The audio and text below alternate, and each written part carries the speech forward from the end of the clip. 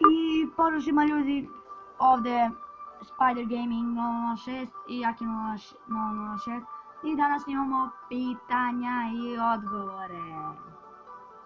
Izvinite, morao sam ovo da pustim. I što sam želeo da kažem?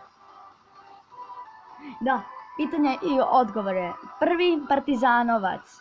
Partizanovac pita šta ima? Ništa, ovdje je toplo i vruće. A tako imam želju da igram GTA 5.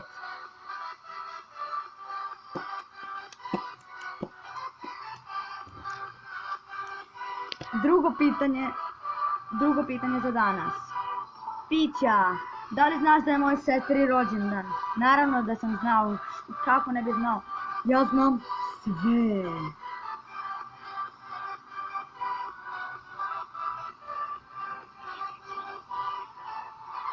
Treće pitanje za danas. Lana 061 i tako nešto drugo, nemam pojma. Znači, Lana, koliko imaš godina? Danas je, ja mislim, 7. jul, znači za 20 dana punim 10 godina. Joj. I zadnje, četvrto pitanje za danas. Joca, kako si?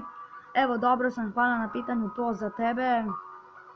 I to bi bilo to, lajkujte, subscribeujte, šerujte, iako ovaj video bio kratak, slobodno lajkujte, subscribeujte, šerujte, nemojte dislajkovati.